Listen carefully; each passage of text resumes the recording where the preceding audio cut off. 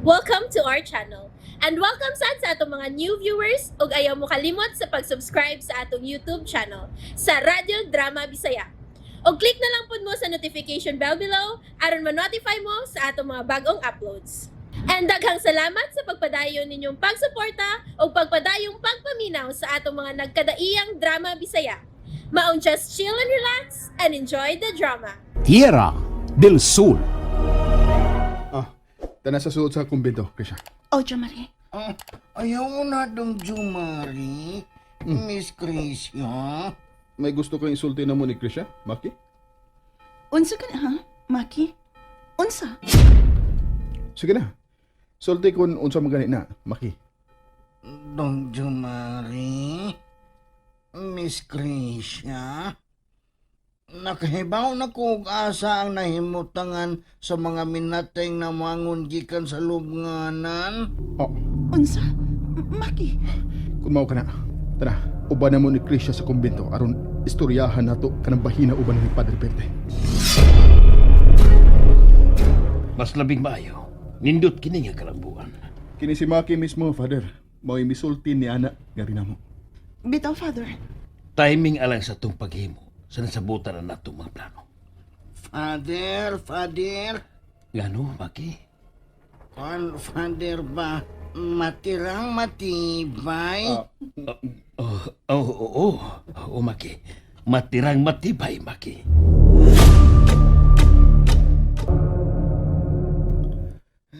Naluoy ako niya mga Barsino. Gidawat man tuod niya ang kamaturan nga mitibugsok na siya paingon sa pagkapukan. Apan klaro kaayo nga nahinogon pagyud kaayo siya. Dili kini sayo naalang kaniya. Ang Batan-ong Benavides kining nanawag.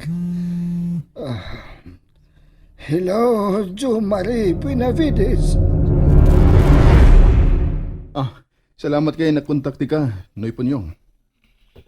Unsay akong ikaalagad kanimo, Jomari Benavides. Nganong nanawag ka? Bahin kini sa kasong pagdagit ni Yaya Ingrasya dito sa syudad. Mo'y akong tuyo nimo, Noy. Unya, Palihog lang, Noy. Kung may kalabutan man ang kulto ni Sir Varsino ni ini, muhangyo lang ko. Ibalik ninyo ang akong Yaya Ingrasya.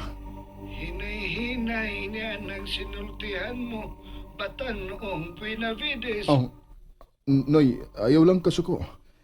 Nihangyo lang ko. Ang anong di man, ang amahani mo nga si Minard, ang imong pangutanon, kunhain karon ang imong Yaya Ingrasya. Noy Punyong.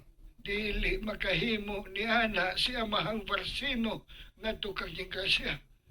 Kani adto pa nga suod na kaayo silang managigala. Si Sir Varsino o si Yaya? Suod kayong managhigala? Oo, sukat kani adto ug hangtod karon. Wa ko'y idea ni ana, Noy. Nga managkaila ba dahi sila si Sir Varsino o ang akong Yaya? Natural nga magkasuod sila. Kay igsuon man ni Yaya ni mo Ingrasya ang hinigugma ni amahang Varsino kani adto nga naibgan sa imong amahan bisan og buhi pa ang imong inahan. Noy Punyong. Dili ka ba mangutana kun kinsa ang maong babay na igsuon ni Yaya mo Ingrasya o gikaib ka ni Minard? Kinsa, Noy Punyong?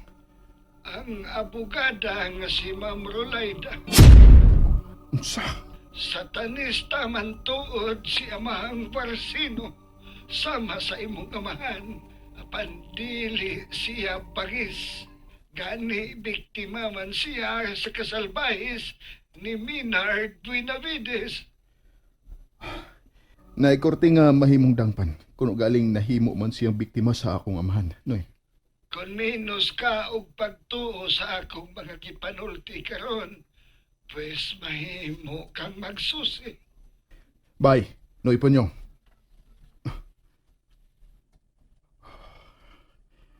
Oh, tinuod ka ang tanan kong mga napati. Igsuo ni Tita Rolayda si Yaya Ingracia.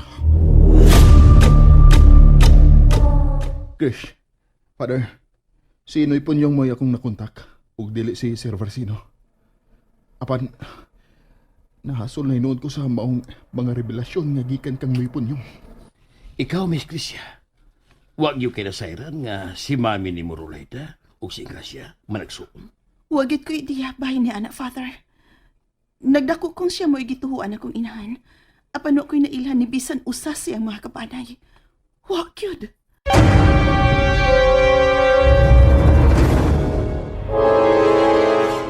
Kung tinuod pang gani ang isulti po niyo, nga sa ato pa, dako ang posibilidad nga karon lang kinimasayri ni Minard.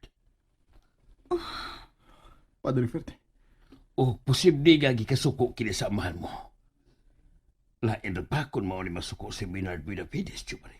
Og posible sab, nga wa siya magsulti ni mo sa tinuod, Chom. Og may gihimo na di siyang dili maayo kang Mami Rolayda. Krish, Posible sab, dili ba? ang tanan mahimong posible gid, Krish. Pero, di lang ta mag-speculate yan ang mga bahina. Bitaw, husto si Chumari, kay komplikado na gani kayo ang usa ka sitwasyon. Hinuon, iampo lang yun nato, nga wa lang yun untay gihimo si Minard kang Ma'am Rolayda.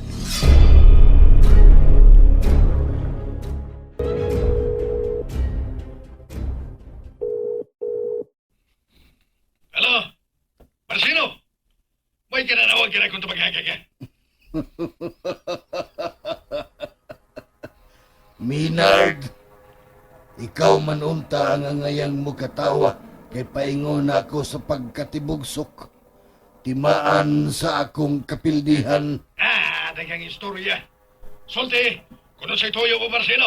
Nasayod ko nga naa karon sa imong mga kamot ang suod kong higala nga si Ingracia. Oh, pero hukbanan na nas kamatayon, Marcino. Oh, Minard, Oh, pamatay gino niya siya. Pamatay si Ingracia Bascon, kinsa unang nagpaila. Kamao si Ingracia Larina. Manggigilat. wa ka ba maluoy sa babay nga taod-taod nga nagsilbi kanimo og sa imong uniko ihong Minard? Wa ako'y galoy sa mga tao. Nga magkahimo og sa dako, Marcino. Minard, pasaluan na lang si Ingracia. I-package na lang sa inyong kadaugan ang paghatag kaniya og hingpit nga kapasayloan. Sam, Bergwensa. Ayaw ko tudloy isa ang ngayon kong buhaton. Mudaog tuod ka. Apan iluwa kagyud unya sa impyerno tungod kay dili ka man kahimutan sa atong sugayan nga manulunda. Sige, Versino. Katawa kutob sa imong mahimo. Yubita og BIB aya si Supremo Minard Buenavides. Kay paingo naman sa gas kapukaran. Mapildi ko sa atong panagkompetensya. Apan mo daog paghihapon ko sa atubangan sa trono ni Agaong Satanas. Marcelo, mas gikihimutan niya ang kapatiran sa espiritual. Ug labaw pa niyang kahimutan ang pagkamugna sa Brotherhood of the Snake. Kamaoy, ilang kuban sa nagkanaing laing kanasuran sa dagkong mga negosyante o gamhanan nga politiko.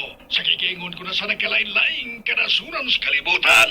Ang Brotherhood of the Snake gidumala na sa laing pinili. Ngawa nimo mailhim, Minard. Usay. Usa na kini ka faksyon og ilan ang gisabutan ang pagtukod sa ikatulong templo sa Jerusalem nga maoy mo pahiusa unya sa tanan nga mga major religions sa kalibutan. Sam Bergwensa, din ka may baon niya. Fake news ka na, Marcelo.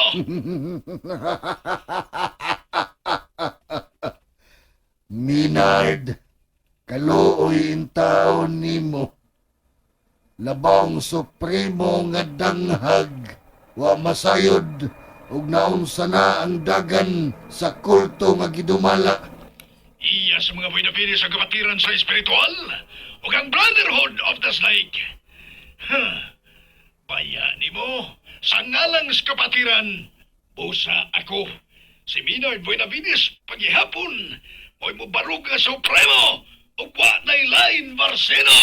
Nagtuyok ang dagan sa kalibutan. Dili nimo kontrolado ang tanan, Minard, ug may nausab na. Mapakyas ang tanan, kay ang propesya nga gipanagna naguba sa pagsuod na sa modernong panahon. Ayaw, pagpatagaw ukab niya ng baba mo, Barseno. Basaha ang karaang kasulatan sa gipanagna nga propesya. Sa uluhan niining ang birhen nga himugso, patikan nga halad. Mabasa sa pahina 148. Diha sa tudling 363 o kini nagkanayon. Patikan ang babaeng birhen nga halad. Patak nga kulor tapol sa luyong bahin sa daong ganiini.